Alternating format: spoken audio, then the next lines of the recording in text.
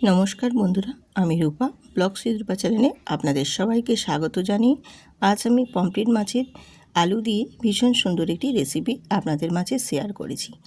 আপনারা সবাই বা আমরা অনেকেই সর্ষে পমফ্রেট বা পমফ্রেট ফ্রাই অনেক রকমই রেসিপি আমরা পমফ্রেট মাছের ট্রাই করেছি, কিন্তু এই আলু দিয়ে পমফ্রেট মাছের এই রেসিপিটি একবার হলেও বানিয়ে দেখবেন।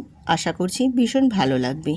আর যদি ভালো লেগে থাকে অবশ্যই কিন্তু ভিডিওটিতে একটি লাইক দিয়ে পুরো ভিডিওটা কন্টিনিউ করবেন এবং বন্ধুদের সাথে শেয়ার করতে ভুলবেন না। আমি এখানে 4 পিস পমফ্রেট মাছ নিয়েছি, আর পমফ্রেট মাছ খুব ভালো করে কিন্তু ধুয়ে নিয়েছি। তারপর নুন আর হলুদ পমফ্রেট মাছের গায়ে খুব ভালো করে আমি লাগিয়ে নিচ্ছি। এইভাবে পমফ্রেট মাছের মধ্যে নুন আর হলুদটা খুব ভালো করে মাখিয়ে নিতে হবে, আর মাখিয়ে নিয়ে কিছুক্ষণ রেস্টে রেখে দিতে হবে। তাহলে নুন আর হলুদটা পমফ্রেট মাছের গায়ের মধ্যে খুব ভালো মতো লেগে যাবে, বেশ স্বাদটাও সুন্দর আসবে, আর ভেজে নেওয়ার সময়ও সুবিধে হবে ভেজে নেওয়ার ক্ষেত্রে। আজকের আমার এই রেসিপিটি যে যেখান থেকে দেখছেন আশা করি সবাই সুস্থ আছেন, ভালো আছেন। আজকের এই পমফ্রেট মাছের রেসিপিটি একেবারেই কিন্তু অসাধারণ স্বাদ, খেতে ভীষণ ভালো লাগে। আর বানানো যে খুব কঠিন তাও না, খুবই কম সময়ের মধ্যে এবং খুবই কম উপকরণ দিয়ে বানিয়ে নিতে পারেন এই পমফ্রেট মাছের রেসিপিটি। তো চলুন আর বেশি না দেরি করে এবার রান্নাতে চলে যাওয়া যাক। গ্যাসটা অন করে কড়াই বসিয়ে দিয়েছি, আর দিয়ে দিয়েছি পরিমাণ মতো একটু তেল। তেলটা খুব ভালো মতো একটু হিট করে নিতে হবে, তাহলে মাছগুলো ভেজে নিতে সুবিধে হবে। যেহেতু পমফ্রেট মাছের গায়ে আঁশ থাকে না, সেক্ষেত্রে তেলটা কিন্তু বেশ ভালো মতোই হিট করে নিতে হবে। তারপর মাছগুলো ভেজে নেওয়ার জন্য দিয়ে দেব আমি ওই গরম তেলের মধ্যে। এইভাবে মাছগুলোকে একটু ভেজে নেবেন সময় নিয়ে, তাহলে মাছগুলো বেশ সুন্দর করে ভাজা হয়ে যাবে। আর একটু সময় নিয়ে কিন্তু ভাজবেন, তাহলে মাছগুলো কিন্তু বেশ সুন্দরভাবে ভাজা হবে, একটুও কড়ার গায়ে লেগে যাবে না বা মাছগুলো ভেঙেও যাবে না, সুন্দরভাবে কিন্তু ভাজা হবে। পমফ্রেট মাছ যেহেতু একেবারে নরম মাছ, সেক্ষেত্রে ভেঙে যাওয়ার একটু চান্স থাকে। যাতে না ভেঙে যায় সেটা লক্ষ্য রেখে খুব ভালো করে কিন্তু মাছগুলোকে ভেজে নিতে হবে। এইভাবে একটা পাশ ভেজে নেওয়ার পর আমি উল্টে দিচ্ছি আরেকটা পাশও ভেজে নেওয়ার জন্য।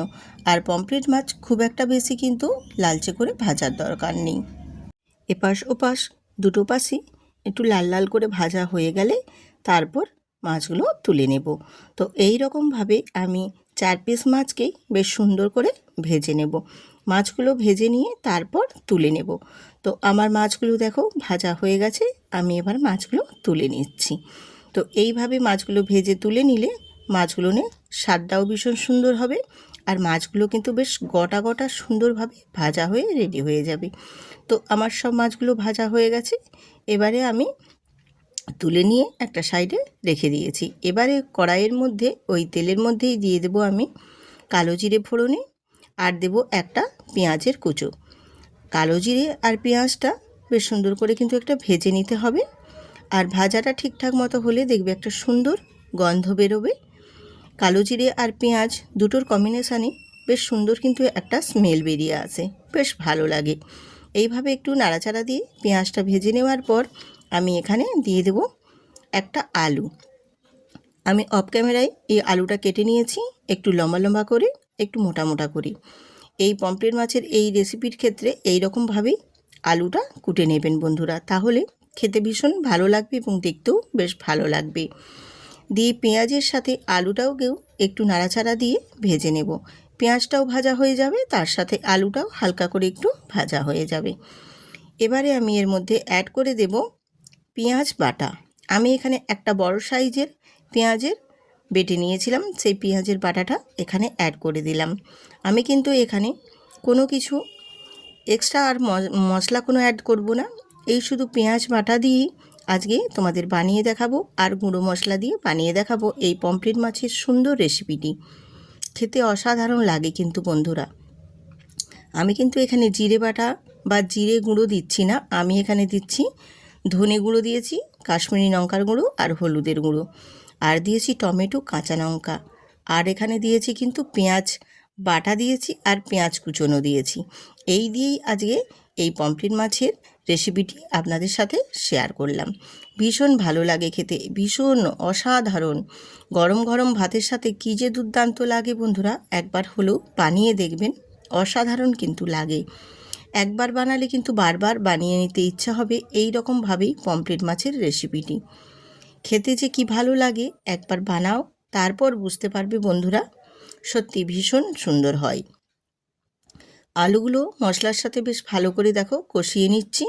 এইভাবে কষিয়ে নিলে আলুটাও মোটামুটি অনেকটা পরিমাণে সেদ্ধ হয়ে যাবে, আর মশলাটাও সুন্দর করে কষানো হয়ে যাবে।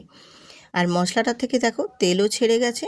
ঠিক এই পর্যায়ে সুন্দর করে বেশ একদম শুকনো শুকনো করে কষিয়ে নিতে হবে। আর কষানোটা ঠিকঠাক হয়ে গেলে এবারে আমি এখানে জল অ্যাড করে দেব। আমার মোটামুটি মশলাটা দেখো সুন্দর করে কষানো হয়ে গেছে, আমি জল অ্যাড করে দিলাম এখানে। আর জলের পরিমাণটা যে যেরকম তোমরা খেতে চাইবে সেই মতো জলের পরিমাণটা রাখবি। যদি কেউ মনে করো খুব ঝোল ঝোল খাবে, তাহলে একটু বেশি পরিমাণে জল দেবে। আর যদি বলো একটু গায়ে গায়ে রেখে খাবে, সেক্ষেত্রেও সেই রকম পরিমাণে জলটা দেবে।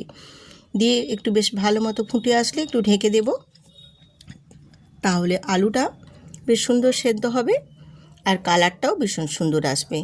তো নিশ্চয়ই দেখে বুঝতে পেরেছো আমার কালারটা কত সুন্দরভাবে এসেছে, আর আলুগুলোও বেশ একদম সুন্দর মতো সেদ্ধ হয়ে গেছে। এই পর্যায়ে আমি ভেজে রাখা পমফ্রেট মাছগুলো দিয়ে দেবো এই ঝোলের মধ্যে।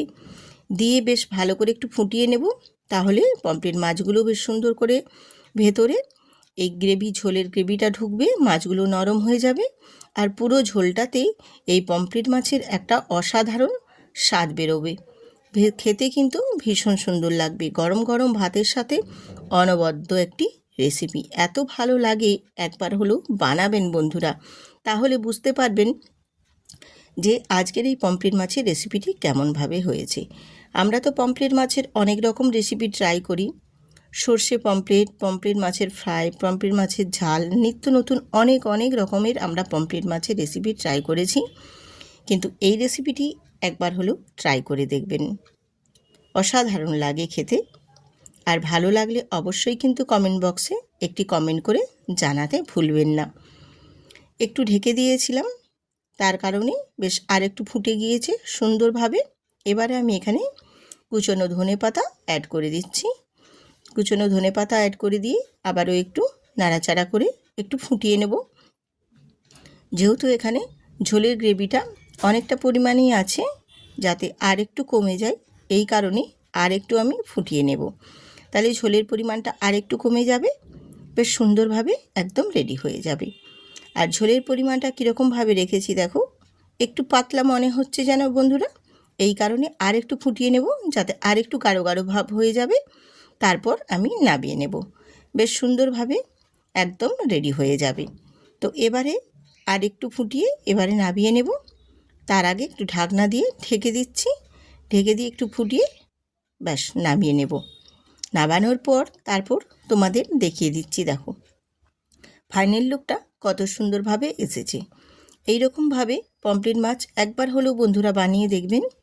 গরম গরম ভাতের সাথে জাস্ট একদম জমে যাবে।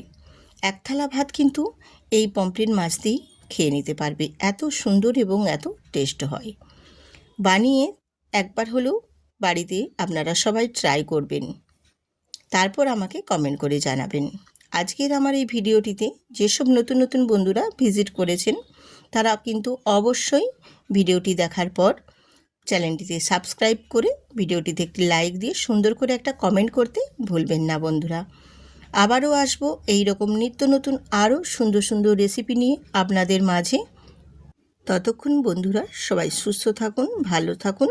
দেখা হচ্ছে পরবর্তী আরেকটি নতুন রেসিপির সাথে। আজ এখানেই, টাটা।